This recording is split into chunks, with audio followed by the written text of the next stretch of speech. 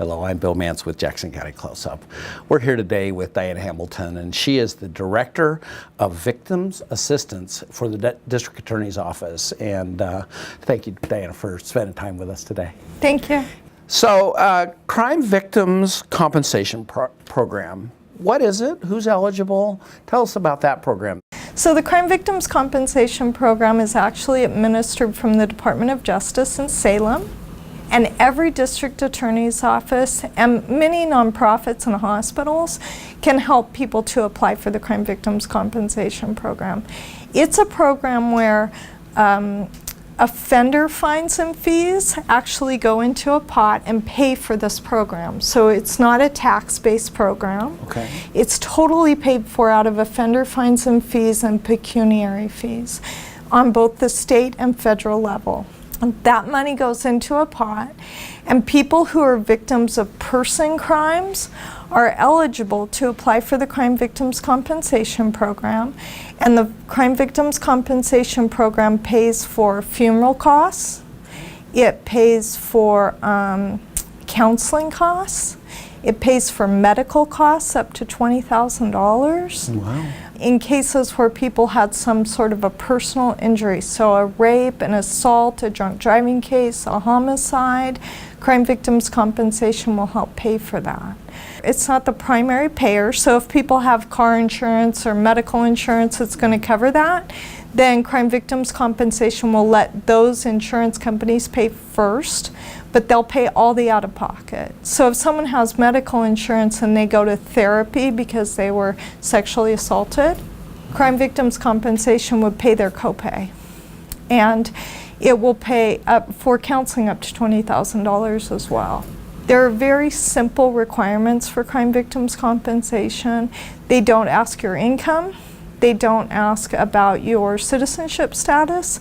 They don't ask anything about any of those things. The only really requirements is that the crime was reported to police, so it doesn't even have to get to the district attorney's office.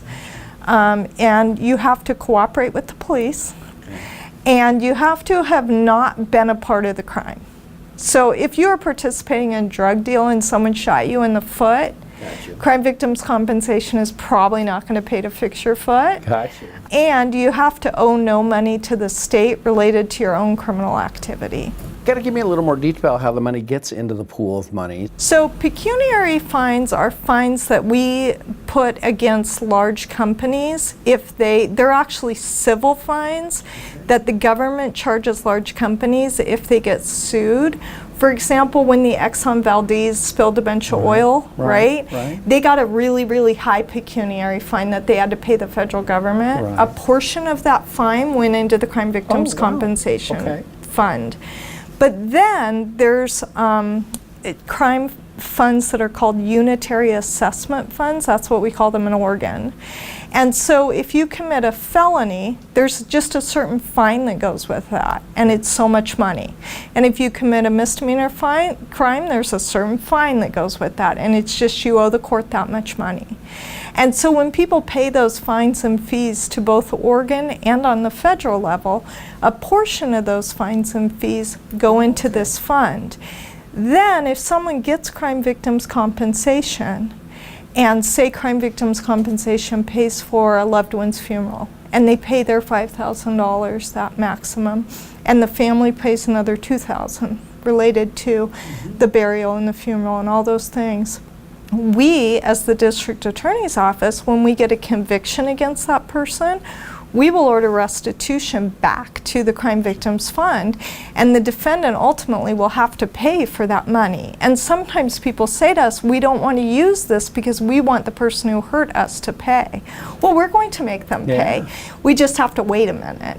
And Crime Victims Compensation will pay immediately. Gotcha. So that way it takes care of their immediate need, and then we take care of kind of getting it paid back at a later time after that conviction occurs.